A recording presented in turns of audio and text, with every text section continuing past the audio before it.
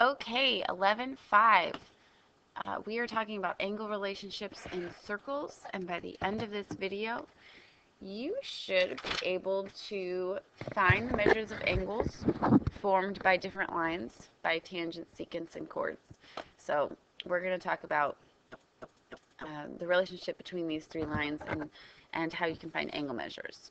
So before we can do that, let's review what the difference between a tangent, secant, and a chord is. So let's draw them and refresh our memories. So tangent, if we have a circle, tangent is a line, and it hits the circle only one time. So I'm going to draw a tangent that hits the circle one time. There's my example of a tangent.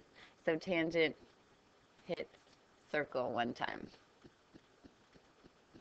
And remember, this is how we talk about a circle. We could call this circle A. So hit circle A one time, and one time only. For a secant, it hits the circle two times. So here's circle A, this center A.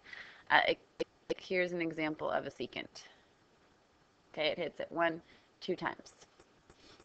And a chord is only it's only the segment of the line within a circle, and it also hits it two times. So the difference between a secant and a chord is this is a line that keeps going, and this is a line segment. So this is only part of a line. It has a beginning and an end. So here's circle A. I could say that this is the chord. Here's a chord. Remember, a chord could be a diameter. Is not always a diameter, but diameters are always chords. Okay, so there are three formulas, or three relationships that we're going to remember. There are three formulas that you're going to remember. And the easiest thing I can tell you guys is to think about where the vertex of the angle is. So remember, the vertex is where the angle opens. So here's an angle. This is called the vertex. So I want you to look at where that vertex is located. If it is located on the circle, okay, so here, draw an angle anywhere on the circle. Here, let's like this. Okay, now let's say this arc, we talked about this already briefly in 11.4. Let's say this arc is 100 degrees. What is this angle going to be? This angle is going to be 50 degrees. So a formula you can remember is that the angle is always half of whatever the intercepted arc is. Okay, the measure of the arc. Okay. So these could be, another word for these are called, another word for these angles I think we learned in 11.4 was inscribed angles. Inscribed angles. So sometimes they could look like this. I want to give you another example though. Another example that you could see is something that looks like, if you notice in this one, this is a chord and a chord. Sometimes you're going to have secants, and sometimes you're going to have tangents and secants. So another example would be here's the vertex. Here is a tangent. This is a tangent line. And here is a secant. This is the secant line. And here, these are two chords, right? These are just two line segments. So this, sometimes people get confused. They're just like, wait a second, this one doesn't look like this one.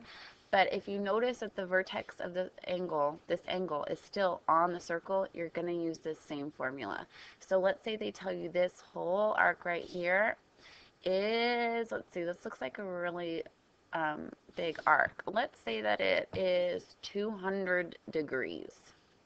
So what is this one going to be? What is this angle, this whole angle, this going to be?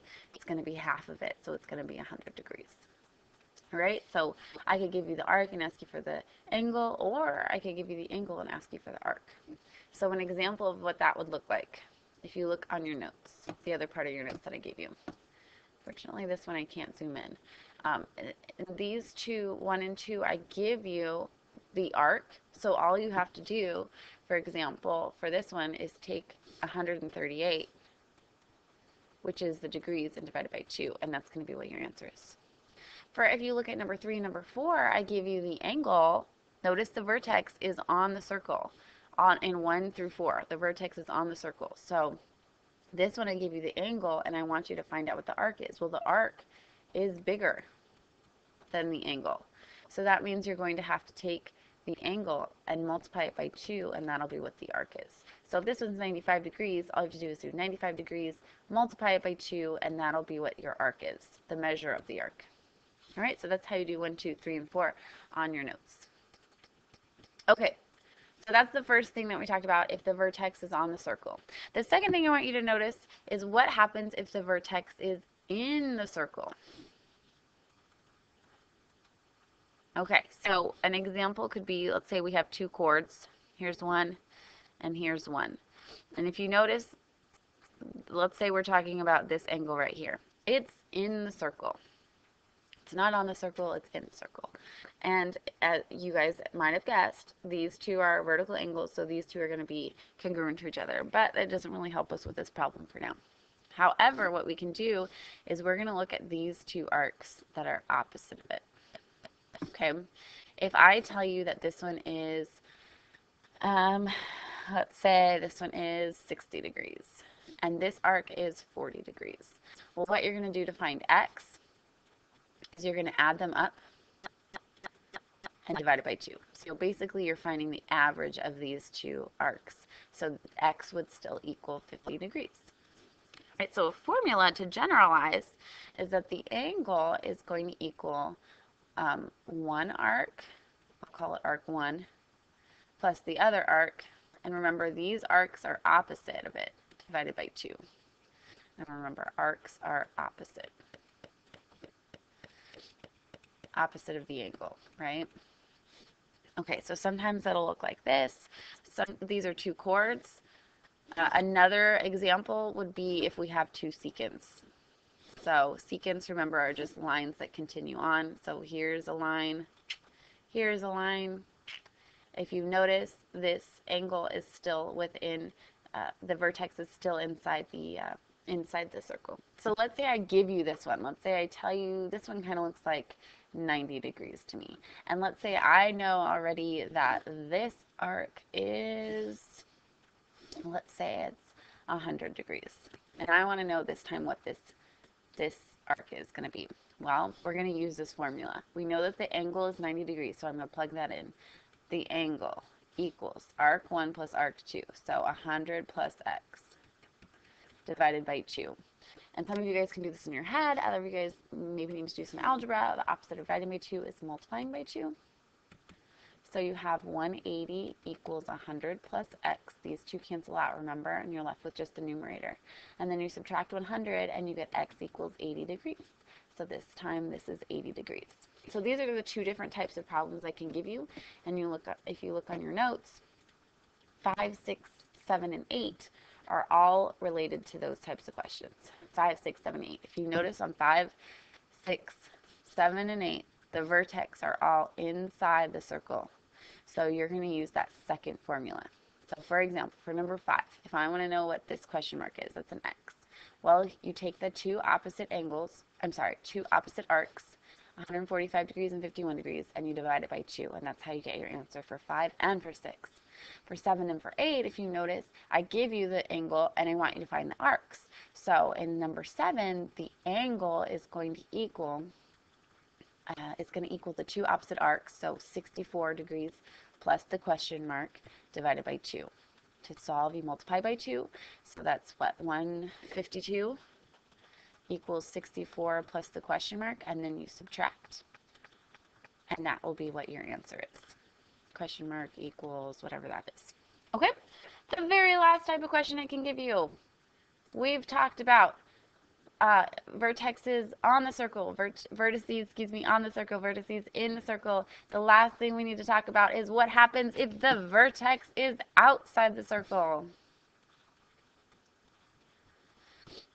So the most common type of question that you'll get is, let's say it's all the way out here, and we have a secant And we have another secant. And we want to know what this angle is right here. Well, okay, if you noticed in this one right here, when it was inside the circle, we took the two arcs, we added the two arcs, right, and divided it by 2. This one, guess what? We're going to take the two arcs. The angle is going to equal the two arcs subtracted from each other and divide by 2. And I just want to remind you that our answer will always be positive. Okay, so what that means is, let's say this arc right here, again, you're looking at the arcs opposite of it. So the arcs within this, this angle. Okay, so let's say this one is 150 degrees, and let's say this one is 50 degrees. So to find x, you're going to subtract these two arcs. And remember, it's always going to be positive. So take the bigger arc, subtract it from the smaller, or take the smaller arc, subtract it from the bigger arc, divide by 2. So 150 minus 50 is 100, divided by 2, you guessed it, x equals 50 degrees again. So this is one type of question you'll see. Another type of question you'll see is maybe with some tangents instead of secants. So let's say we have a tangent here. Remember, tangents hit the circle one time. So there's my tangent, it hits it once. And let's say I have another tangent. Okay, let's pretend it hits it right there. Okay, well, and I want to figure out what x is. Okay, well, let's say they give you that this whole part is, that looks like 300 degrees to me. And so that this whole arc is 300 degrees. Well, we can do some math because we're pretty smart people. What does this leftover have to be?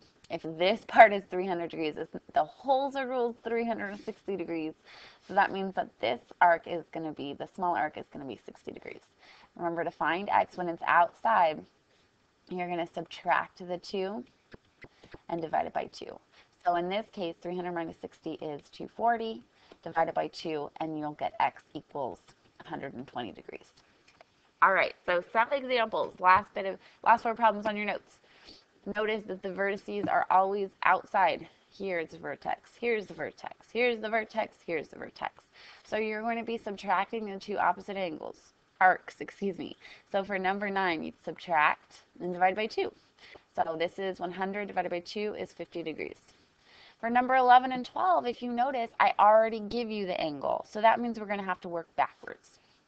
So remember, the angle, 55 degrees, equals the two arcs subtracted from each other. Notice this arc is bigger, so I'm going to put it first. X minus 85 divided by 2. Remember, the opposite of dividing is multiplying. So now I have 110 equals x minus 85, and then I add 85, and I get that x equals 195 degrees. Okay? That's how you do. Those are the 3 types of questions I could ask you, and you guys are going to do great. And so now you know the 3 different formulas, the 3 different questions relating to tangent, secants, and chords, and how you can find those angles in circles.